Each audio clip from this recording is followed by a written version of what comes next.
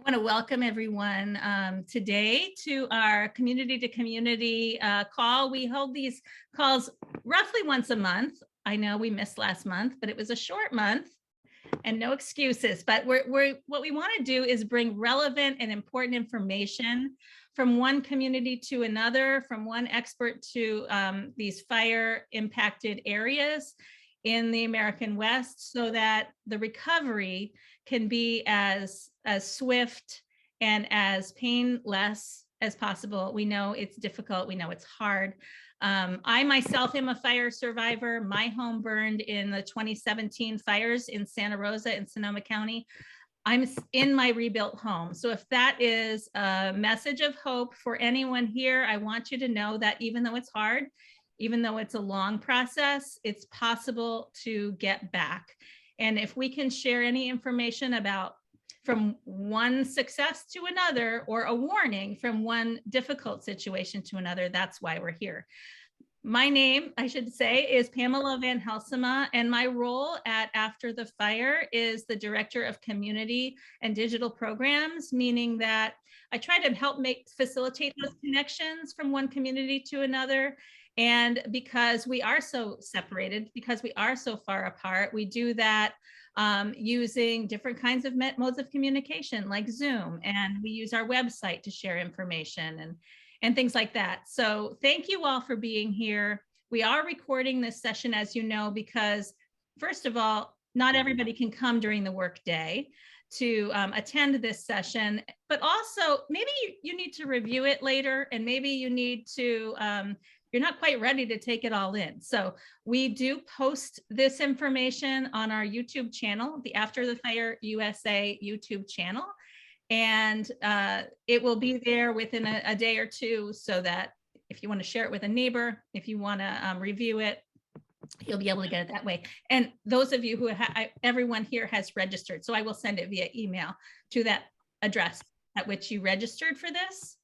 Our guest today is Sidra Goldwater, and I want to thank you so much for being here today, Sidra. Sidra works for Fannie Mae, and Fannie Mae has been such an important partner of After the Fire ever since we've been doing this work, realizing that the financing of these of homes across America is a big part of the recovery process, and there's a lot to know. It's, of course, none of it is ever simple. And so we want to ask questions. We want to understand what our options are before making big decisions. I mean, this is the biggest, most likely the biggest financial decision you make in your life is to purchase a home. And you don't want to take any of those decisions and options lightly, but thoughtfully and informed. And so when your home is damaged or burned in fire, then you have to understand what is possible and how to proceed. Sidra is an advisor with Fannie Mae on their disaster recovery and rebuilding team. They have a specific division that she'll tell you about, specifically for the context of all kinds of disasters, not just wildfire, but other kinds of disasters. And sadly, we have to deal with that across our nation. And I'm looking forward to her presentation, but I do want to urge you to go ahead and use the chat function that we have here. The chat function will be a way that you can, as you're listening to her presentation, which will be the first half of our session, you may have questions that pop up, and go ahead and put them in there at any time. And my colleague Kyle Burnett and I will take a look at those and figure out which questions, maybe there's some people have the same question, and what things we can address in order afterwards. And the other thing I wanted to find out and just take a general read is where you're logging in from. I know that there's probably folks here from Oregon, from California, and from Colorado. So if you have the ability to put in the chat where you're coming in from, which fire you are affiliated with, that's just helpful information for us. And I welcome you to do that, and welcome to this call, and welcome Sidra. I'm going to turn things over to Sidra now. She's going to share her presentation with us. Thank you so much. Hold on, give me 1 second. Sorry, I was telling telling Pamela that our firewall has gotten a little crazy. So give me 1 second.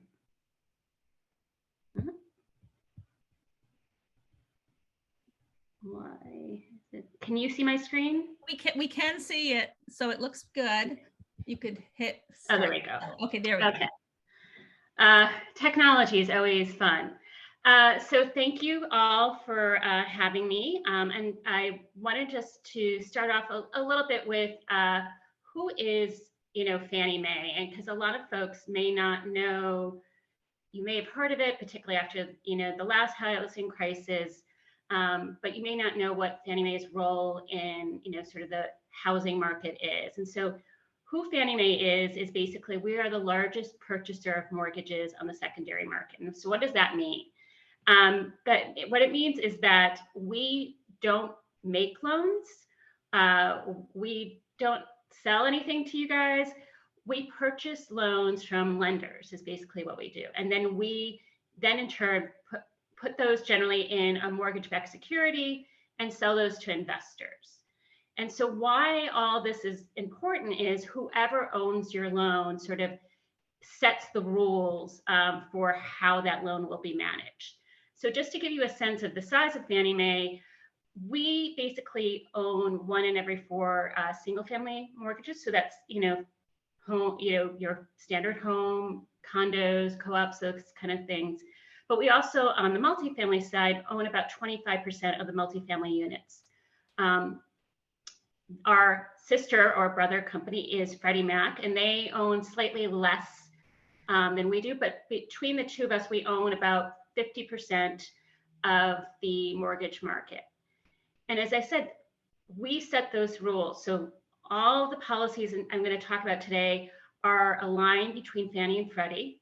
So that really sort of helps in terms of if your loan is owned by one of our companies, what you should do or what you can do. A lot of other mortgage companies or a lot of other lenders who may hold things in portfolio generally follow our requirements, just so that they have one way of treating everyone. So that's a little bit of who Fannie is.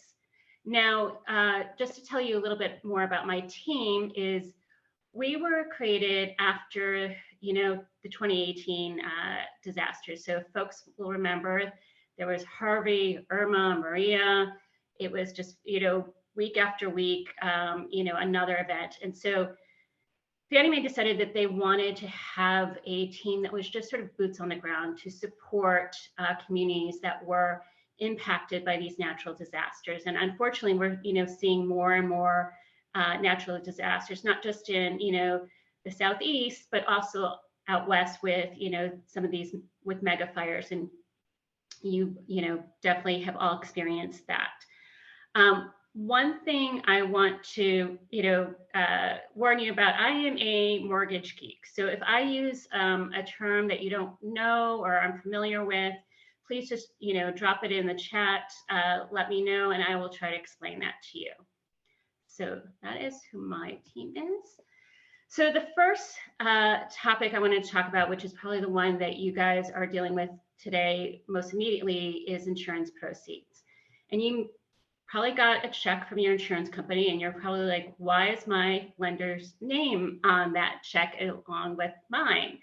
And your lender's name is on that check because they have an interest in your rebuilding. They want to, they want to make sure that, that property is restored or that those monies go to pay off, your outstanding mortgage balance.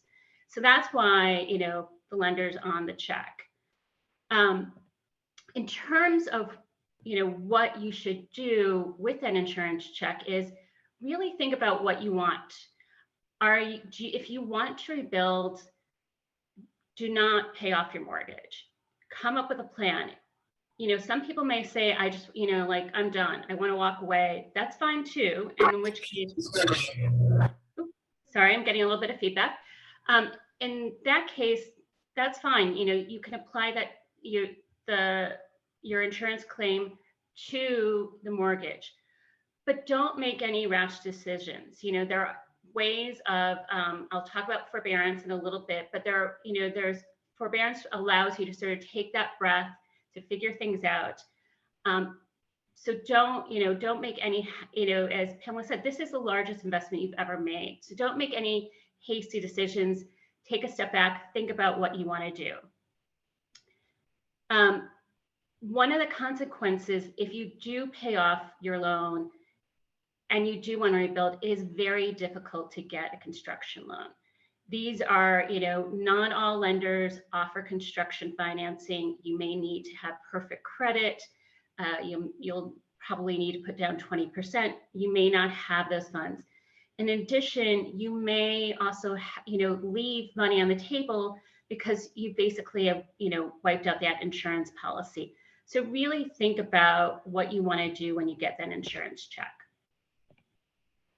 So what should you expect when you, get the check and you go to your lender, your servicer, and they'll deposit the funds, and according to Fannie and Freddie, it should be an interest-bearing account. That might not apply to all, lenders, but if you have a Fannie or Freddie loan, it will be into an interest-bearing account. The servicer, and that's, the person who's on your mortgage statement, they're the ones who actually deal day-to-day with the loan, will want to review your repair plan. So they're going to want to understand, who your contractor is, are you putting a like home on the property, all that kind of stuff. And they're also going to work out a schedule for those disbursements to you. And those disbursement schedules will be based on, if your loan was current or delinquent at the time of, your loss event. So if you were current when, the fire occurred, basically what will happen is if you had a smaller claim, most of you are probably dealing with a total loss. If it was less than $40,000, basically they'll just cut you a check, and they'll non-inspect. They won't do anything like that. They'll just release those funds. If it's greater than $40,000, then they will release those funds generally in thirds. They will also want to inspect to make sure all the repairs per the repair plan have occurred before they release the next set of funds. Some servicers will also allow for remote inspection. So this is something not so much with total losses, but something we've seen has been very impactful in, sort of hurricane situations where there's a lack of inspectors, is that, we have this very powerful tool in our hand called with our cell phones, and that, they can either through pictures or video see, the progress of those inspections. So that's something just to be aware of.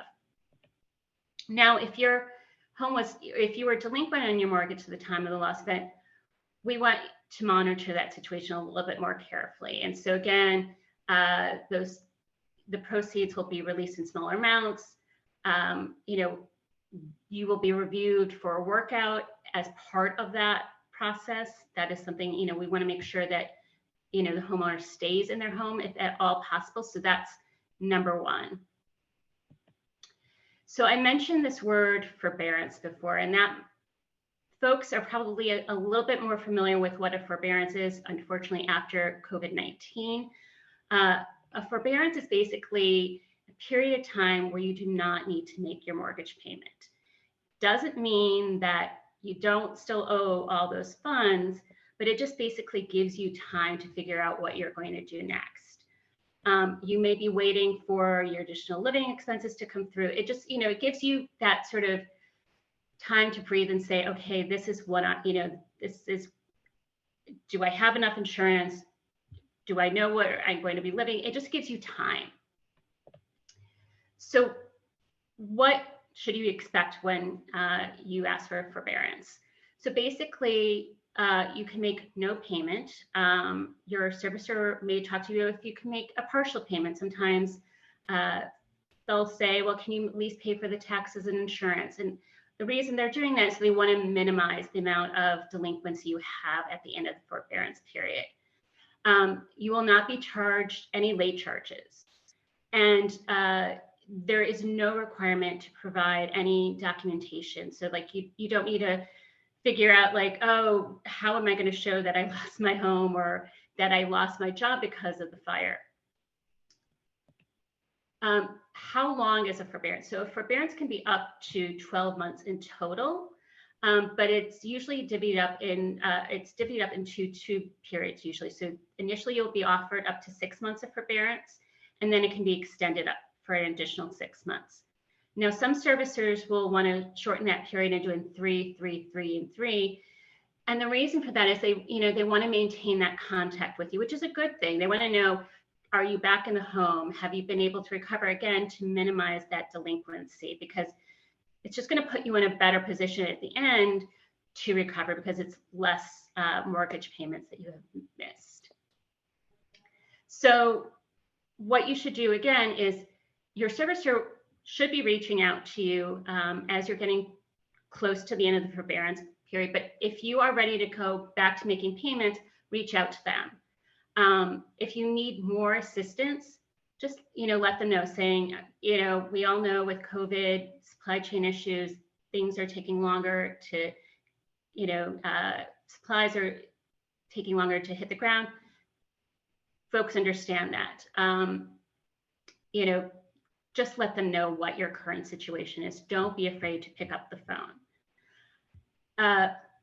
As I said before, your payments are still due, but you don't have to make them all in one, lump sum at the end of the forbearance. And this next slide there's a lot of information on this slide, but these are all the ways that you can sort of, what we call our evaluation hierarchy.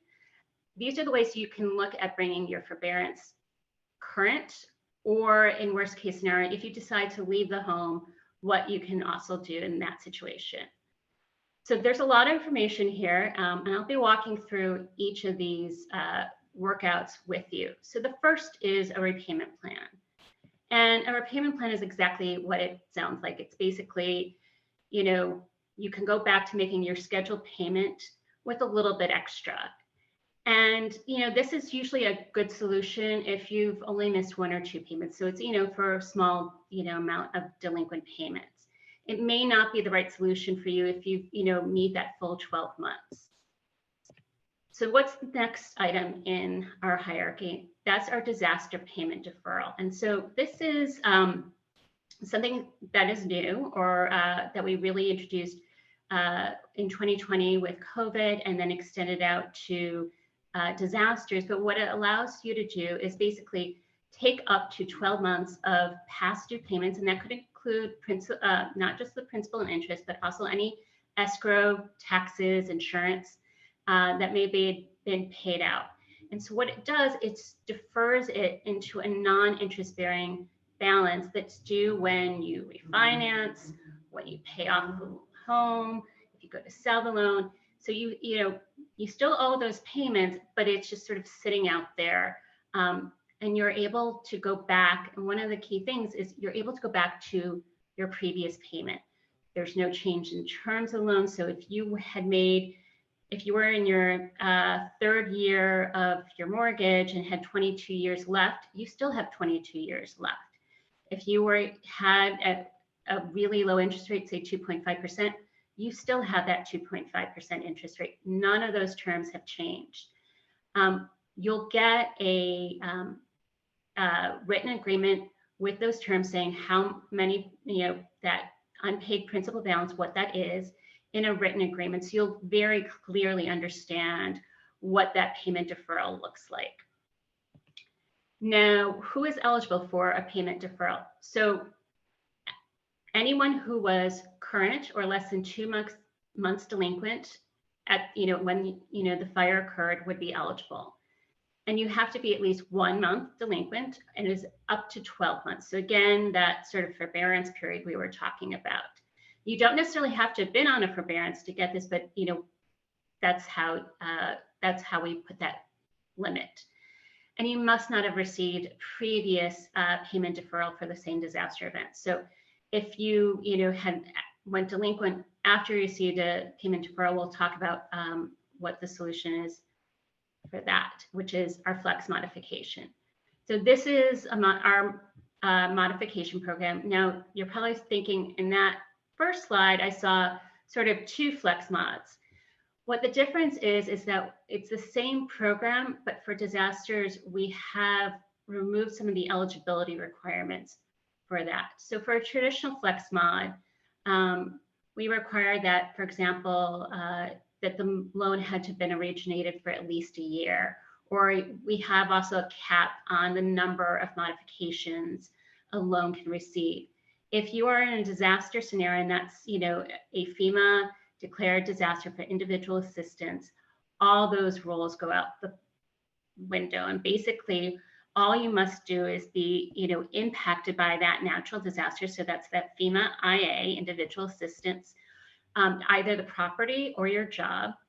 And you must have been, you basically have to be at least 3 months delinquent afterwards. If you're less than 3 months delinquent, you still could qualify, but you will, in that case, have to provide some documentation about your hardship. Now, how does this work? Basically, what we're trying to do is target a 20% payment reduction. And so that's done through primarily extending that term to 480, which is 40 years. That's a very scary number. I get it.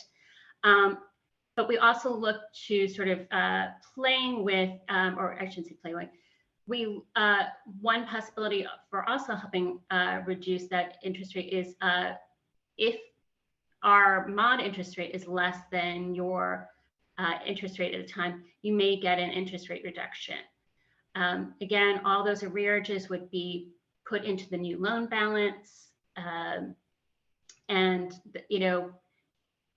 if you can make more than the modified payment, please do. That will shorten your term. You can pay it off early, etc. So folks may or may not know what a short sale is. So a short sale is basically where the servicer allows, or we allow you to sell your home for less than it was worth. And so basically, you may need to make some financial contribution, may not. You will receive a deficiency waiver saying that you're not responsible for the remaining loan balance if it was not paid off. But this is sort of avoids foreclosure, which is we all want. Similarly, a mortgage release or deed in lieu basically transfers the ownership from you to the lender. Again, this would avoid foreclosure. These are our last options, but I wanted to let you know about them. And similarly, you may need to make a contribution, but you would receive a deficiency waiver for any amounts still outstanding. So one of the things I also wanted to share with you, and you may have already gotten information from After Fire, is our disaster response network. So this is our largest program that my team has stood up. It is basically to help provide case management and housing counseling to folks who have been impacted by natural disasters. One of the things that we were stood up back in 2018 is we realized that a lot, you may have a clear picture on, how your mortgage works, but having incurred a natural disaster, this is not something anyone prepares you for. And so we have partnered with ClearPoint to provide this service. They have HUD-approved housing counselors who have been specifically trained to deal with natural disasters. So they understand how FEMA works. They understand how SBA works. They can hop on a call with insurers, with your lender. They also are aware of programs in your community that you may be able to, tap into that you might not be aware of. And so it's basically what we will do. We will pay for it. This is at no cost to you. Is up to 18 months of counseling. It could, it's as much as or as little as you need. So if you just have, one kind of question and you just need that quick thing, that's great. If you need a lot more hand-holding because people don't understand why, wait, I have to go to SBA for a loan and, all those confusions, they can help explain that process. And so I have the number up here right now. It's 877-833-1746. They're there to help, and they are a great resource. The other resource I wanted to let you know about is our Know Your Options website. And so this is Fannie Mae's, homeowner, renter, consumer facing website. So I've thrown out lots of probably, terms that are very legalese, mortgagee, whatever. This is all breaks it down. This website, we have tons of information in, just normal speak, trying to really sort of explain some of these concepts, that you may not have encountered previously. So just also wanted to let you know about our Know Your Options website. So one of the key things that you should be aware of, one, or a couple, is one, if you did not grab that phone number, you can find it on our website. Secondly, and most importantly, we have what we call our loan lookup tool. And if you go to knowyouroptions.com, go type in search loan lookup tool, that will get you to where you can figure out whether or not Fannie Mae owns your loan. Similarly, Freddie Mac has a similar loan lookup tool on their website. So that's how you can also figure out who may own your loan. And that is my presentation, and I'm happy to take any and all questions. Oh, thank you so much. It is complicated. There is a lot to kind of comprehend about that. We have gotten several questions in the chat, and I would start with, if you could just go back, and I know you covered forbearance, but Jeffrey was asking if you could explain and clarify how making up the payments on a forbearance works again, just so we understand that. Sure. So it really depends on which of those, hold on, I can share my screen again. I apologize. It really depends on which of those options in the workout hierarchy you take. So hold on, let me get to that slide. There you go. It's so sharing. I don't know if you. Oh, I'm sorry. Okay. Technology is not my friend. So it really depends on which one of these, workouts you take. So with the repayment plan, as I said, you basically make your regular payment plus a little bit extra to catch up. With a disaster payment deferral, all the payments that you took forbearance for or missed would be added to a non-interest bearing, basically sort of almost like a balloon payment that would be, as I said, due and payable when you paid off the loan. And when I say pay off the loan, that means if you refinance the home, if you sell the home, could you try sharing your screen again? Because we see a blank screen. It's just another glitch, I think. Sorry. Stop sharing. I apologize. And share again. Share. Do you see it now? That works now, yeah. Okay. And so, yes, with the payment deferral, that's what would happen. The third option is what we call our Flex Mod, or our loan modification program.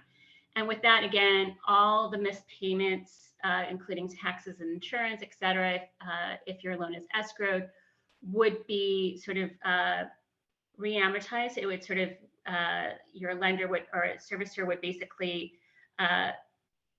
figure out the terms of the mortgage would change. And so generally, we are targeting a 20% payment reduction, and how we get to that 20% payment reduction is really by extending that term to 40 years. That doesn't mean you can't make additional payments if you can afford it. It just means that you have up to 40 years to pay. Does that help? I'm hoping so. Folks are asking how this impacts your credit rating.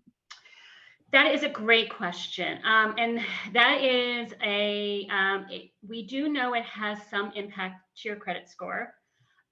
We do not know what that impact is. I wish I could give a better answer. We've had various conversations with the credit bureaus to try to understand the true impact so that we can ensure that it's lessened as much as possible. Unfortunately, no one really understands how their models work. That's a whole probably different conversation to have. But that there will be some impact. I cannot tell you what it is. But look at it. The one thing is, it really, this will allow you to get back. I mean, it really, that's the key number one thing, is that, taking the forbearance, taking, a payment deferral, taking a flex on will allow you to get back to where you previously, will help you get back. And so that's the important thing. One more question on the forbearance. Someone said that they talked about it with their lender, and the lender said, oh, there's so much paperwork to do that. That's way too hard. Kind of discouraged them from going down that road. Is this something you're familiar with? So it should not be a lot of paperwork, particularly on your side. As I said, there should be no documentation if your loan is owned by Fannie or Freddie. So I encourage you to go out to, knowyouroptions.com, look there to see if we own your loan. If you don't, go out to Freddie's site, look to see if they own your loan. There's no documentation you need to provide. And it gives you time to breathe. And so I would push back on that lender. If that lender happens to be a Fannie Mae lender, please let me know. I can follow up with, some of our account teams and, figure out if we need to do additional training with that, company or whatever. But, I would really push back. It is more work for the lender. Let's be honest. Paying off solves a lot of problems for them. But we know it has impacts. And from our perspective, we don't want you to pay off your loan. We sell those loans to investors. Investors want those loans to continue to pay. So it sounds sort of counterintuitive that as a mortgage company, we're telling you don't pay off your loan. But we just want you to get back so you can continue to make those normal mortgage payments. There are a couple questions about that. I'm trying to decide if I should seg to this now. I know from my case, I had a local mortgage company. My mortgage was through my local bank, which I thought was really helpful because they understood the disaster that I had been through. And I didn't want to pay off my mortgage because I wanted another interested party carrying the fact that my house got finished and having that additional inspection part of the process. But others here are saying, there's some here in this chat who said they've already paid off their mortgage and they did get a construction loan from a bank. So can you explain the reasons why or why not to pay it off? Sure. So I would say, one, not paying off your mortgage. We know that interest rates are going up. Folks probably have gone out there and seen stories that, if you have a really low interest rate, you're probably not going to find that very low interest rate, right, at least right now. Secondly, you do need to have a really good credit score. You probably need to put down at least 20% for that construction loan. Those aren't always so easy to find. A lot of lenders try to avoid doing them simply because it is a lot of monitoring. So I would say if you want to rebuild, stop, think, look at your options. I'm not saying, don't pay, that you should never pay off your mortgage, but at least figure out what you want and what will allow you to get to what you want. So that would be what I would recommend. A lot of people on this call are underinsured, and I was too. And so how do you fill that gap is another question. And one person asked, how can I put that insurance, make sure that money is an interest-bearing account and I can benefit from that interest? So question. Another one for me, I took out a second mortgage because my husband and I were both employed. We could qualify for that. And And so now we have that additional payment, and that's how we fill that gap. But what are some gap filling measures? So from to your point, you could take a second. There's SBA has, programs that you can apply for. My expertise is in the mortgage industry, not necessarily that, unfortunately, that gap. But one of the things I would say is one of the benefits if you don't pay off that loan is that your sort of insurance policy still remains active.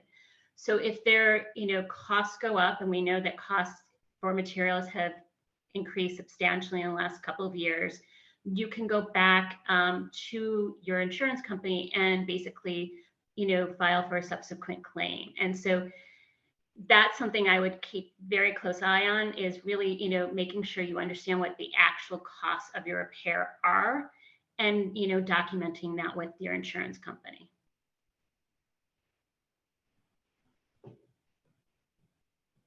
I'm just scanning through these questions here.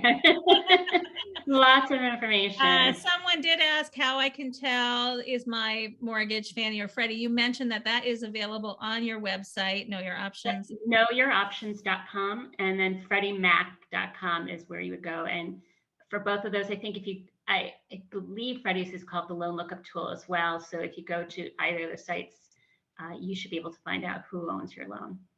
So here's another question.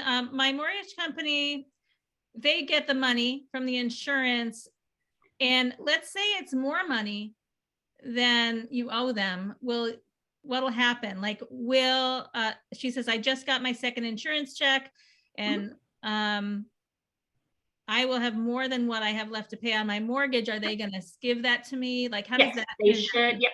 So anything that's in excess of what you owe, sometimes, accidentally contents coverage might go to your mortgage company as well. That should be released to you. Mm-hmm. The amount that is, the amount, the mortgage amount, that's where they would hold that back, and that would be released. And again, you're going to get a dual check. So basically your mortgage company and your name will be on that. And so, you'll have to basically co-sign that. Questions about SBA loans. And SBA loans, I think, are really frustrating. And we have seen a lot after the fire with difficulties with SBA loans. First of all, the default is rejection, and multiple times, most likely. And then you may get qualified for, let's say, $100,000. And then when you go to actually get it, it may be 50, or it may be, keeps going down, down, down. And the explanation I've heard about that is because, if suddenly you've gotten any additional monies from your insurance company or whatever, it offsets it, and it has to go. It's a duplication of benefits. Yes. Yeah. I am not an expert in SBA loans. What I would recommend to folks who have questions is to really reach out to our Disaster Response Network. That I can bring that slide up again and share that number, because they do have folks who are, very familiar with SBA, can walk you through that application process. So hold on, I am not very good at sharing my screen. I just want to warn the folks on this call, if you are in that process, that you almost have to steel your nerves, because I've heard of, like, it's traumatizing sometimes to get those responses. So someone also asked, if you do pay off your mortgage, is it the pros and cons regarding your qualifying for the SBA loan? So we don't know how it implicates. Yeah, it goes back to that duplication of benefits. So it gets very complicated very quickly. And so that's why I would say one of the benefits from having, reach out to the Disaster Response Network is this is a third party. They have no interest, stake either way, and they can really just provide you some, really good, trusted guidance on this process. Someone just asked, can we clarify Sidra's point about how paying off the mortgage impacts the claim process with your insurance company? Yeah, so, what happens is if generally, if you don't, when you pay off, basically you could be leaving money on the table because policy then becomes null, or I shouldn't say null. The contractual requirement is finished, and so basically you have said that is. So you could leave money on the table. I would say, think about it, think what you want to do next, figure that out. That is the number one thing I would say is just, don't do anything rash. Yeah. And I would say, like, I'm sure everyone on here at this point understands that you don't just settle your insurance. They don't. Right. And there's subsequent claims. You can, right. Argue with the adjusters as long as possible to get every penny, but it does make an impact on what you qualify for with the SBA loan. If you keep getting more money from your insurance, it may reduce the amount. So for that gap funding, that where your insurance isn't enough to do that. Yeah. Somebody says, can you re-ask Sidra how to get interest from that insurance check? What's the precedence? What kind of account does that money go into? It goes into just sort of like a normal savings account. So this is not going to be huge amounts of interest. No.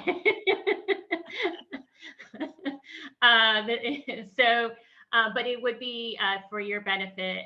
But again, we're not talking. You will not be making tens of thousands of dollars of interest. It's just we need every penny we can get, Sidra. Every penny. It'll buy some more nails and 2x4s, perhaps. Right. Which is, we need all of that. Let's see. Somebody said here that when they talked to their lender, they were not really upfront. They didn't disclose the options until you decide to exit the program, and they don't understand why the lender wasn't so upfront. I think that is the argument for going to. Yeah, and we've again, if you have a particular lender, please provide that information to me. That's something that we're always looking for training opportunities. You can't know everything, and that's one of the things that you learn is that you can't. And so you may get somebody on the phone who's really good and helpful, and you may get somebody on the phone who hasn't dealt with some of these issues before. So somebody asks, like, if we keep our current mortgage, can we get a construction loan? Do people do that? They get both? Generally not. I mean, I would say if you do keep your current mortgage, it would be probably like a second or some type of thing to make up the gap. I think similar to your story, what you were saying. Yeah. So yeah, there are gaps, that's for sure. And the cost of rebuilding is so much. Can you talk about what that inspection is? I can tell you this is not the mortgage inspection, but we like to. Yeah, I think the key thing is that basically your lender, your mortgage company, just wants to make sure that the progress is being made. And so before they would release the next set of funds, they just want to make sure. So if you said that the slab basement that's the first sort of piece that has to occur before you can rebuild, they want to just make sure that that's occurred before they release the next set of funds. Yeah. And so that's all they're really looking for, is to make sure that the work has been done. That's basically it. It's not overly complicated. So if I could I'm going to interject something, and this is my advice. That's not necessarily mortgage related, but we've seen a lot of building, for those of you who are not familiar with the fires that we had here in 2017, we had 6,000 homes burn in the course of a week. My neighborhood had 1,400 houses burn in a few hours in one night. And so during that rebuild process of the last 4.5 years, I've been very involved in the local rebuilding of Coffee Park. That's the name of my neighborhood, and helping folks navigate that process. And we've seen good builds and we've seen very terrible builds. We've seen financial security and we've seen financial distress, both on the point of the builder and the homeowner. Builders that went bankrupt because they didn't have enough money in the bank to do it. And then people who lost a lot of money because that builder asked them for more when they really shouldn't have gotten more. Thousands, hundreds of thousands of dollars more prematurely, and that money could never be recovered. So that's what I would say is really helpful in having that mortgage company not release any money until it is for sure the work has been done. And if you're feeling you've been through trauma, you've lost everything, the builder refuses to do work until you give them more money, you may cave in, and then you're going to be out of money, but the mortgage company won't. But they're the inspectors, your county or your city is going to have an inspector to make sure the code is being followed. The mortgage company is going to have an inspector that makes sure you've reached a benchmark. But if you are able to also, now we didn't know this, but we now recommend having an independent inspector, just make sure that the quality of the work is up to snuff, because we've also seen heartache, because those two things were not quality checks. They were just kind of benchmarks or check boxes. But if you could have that too, you can save yourself so much heartache later and money, because we've seen people after they move in have to repair so many things and they didn't have the funds left for that. So those inspections are really helpful. And having these other interests, making sure that work is done the way it should be done. That's just my sermon. Let's see, some more questions. Are there any policies on the timeline for release of funds that the lender holds? For example, if we have an inspection for a milestone, how long does it take them to release the funds? Oh. It should be, depending on how, if you're set up for a wireless transfer, it should be almost immediate. So just to give you some sort of lessons learned that we experience is we used to require both the contractor and the homeowner to be on the check for some of these large checks, which we found, realized slowed down the process. So now it's just, the homeowner is just on the check. We thought it was trying to be responsible in protecting everyone. And we just realized we were creating more paperwork. So it should basically, as soon as they can, cut that check, that's when you should get it. Yeah, I found that it wasn't very long, and it goes directly to the invoice of the builder.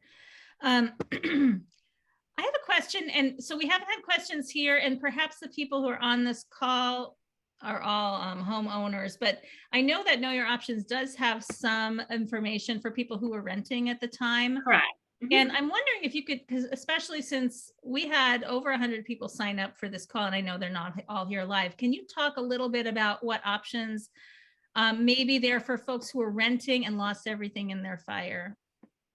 Sure. So the number one option that we can offer is our disaster response network. And so they can help both homeowners and renters. And renters, again, it's a little bit more complicated because, unless they had insurance, there's probably not a lot out there in terms of resources. There may be some grant programs, things like that, but it's a little bit different. So I would say if you are a renter, please reach out to the Disaster Response Network, and they can put you in contact with programs and really sort of educate you as to what are some of the things that are out there for you. Mm-hmm. This is the big everyone who is a renter should be buying very inexpensive renter's insurance. Yeah. It's not expensive, and it is really can save you in a time like this. Sadly, we're seeing this over and over. Can you repeat the phone number for the Disaster Response Network? It's 877-833-1746. And I believe I sent you the deck for this presentation last week. You did. So I'll attach it to an email to everyone. Mm-hmm. Can you tell me if there's any differences? I think you mentioned it in your presentation, if it's a federally declared disaster versus a smaller disaster, which is just as terrible for a family, but maybe they don't have that, we're seeing that with the some of these smaller fires in Northern California, houses burned. So from our perspective, we really basically treat those situations primarily the same. Okay. You know, so that's not something, yeah. We, you know, our, you know, goal is, we know that if it's just one home or 1,000, it's still the same level of trauma for that homeowner or renter. So Yeah, so much. Does a mortgage company care if you build the same house or a different house? This has come up. Yep. So that's a great question. So what your mortgage company wants to know is basically, is it going to be of the same value? So it doesn't have to be, if you had a blue house with 3 bedrooms and a certain layout, it doesn't necessarily have to be a blue house, but it has to be 3 bedrooms, you know? So it's looking for similar level of what we would call, you know, because the home secures the loan. So they want to make sure that the value of that home is similar. So you can't put like a tiny house back on where there's like a mega mansion. Yeah, so that makes it, that does make it tricky. If you really are only going to build something half the size, then you'd have to really think about it differently. But I certainly know people, it was very impressive to see people who bought their house 20 years ago and realized they're getting older. And a woman I know, instead of a 2-story house, built a 1-story house that's 100% ADA accessible, just in case down the line when she gets older. And I thought, wow, she is so smart. I didn't think of that. It's so, that's what the great thing about sharing information with one another as you're rebuilding is, like, that is such a smart idea. So yeah, I was assuming it was going to be somewhat like value or better. Right. It has to be of like value. It's not going to be like you have to replace everything exactly the way it was. It's just more like, you know. Yeah. And then what did we miss? What did we forget to ask you, Sidra? Is this consistent no matter which state you're in? We have Oregon and California and Colorado.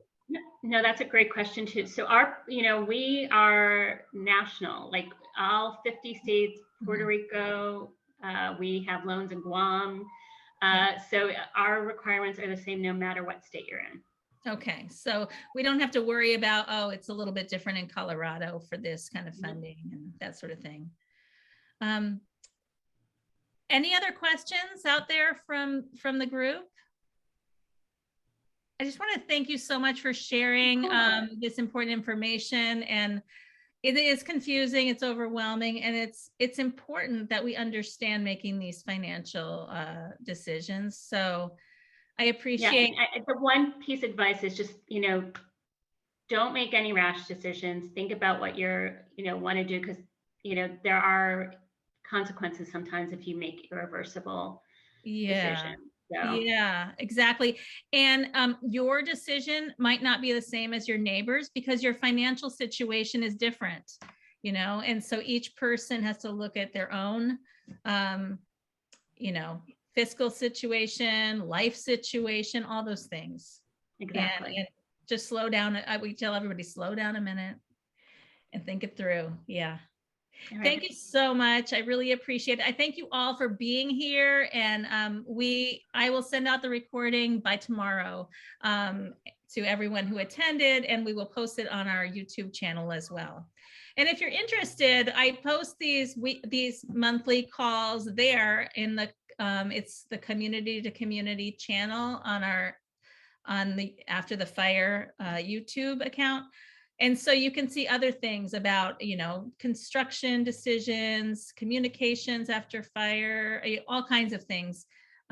We try to talk about what the next topic of relevance is. So in fact, if you have a suggestion for a topic of relevance, I welcome you to bring that up. And we don't plan these far in advance because we try to listen and see what people are worried or wondering about, and host these. So we'll see you next month, and to be announced what that topic will be based on the look of the horizon. Okay. Thanks again. It's my pleasure to meet with you here, and I hope you all can be well. Bye-bye now.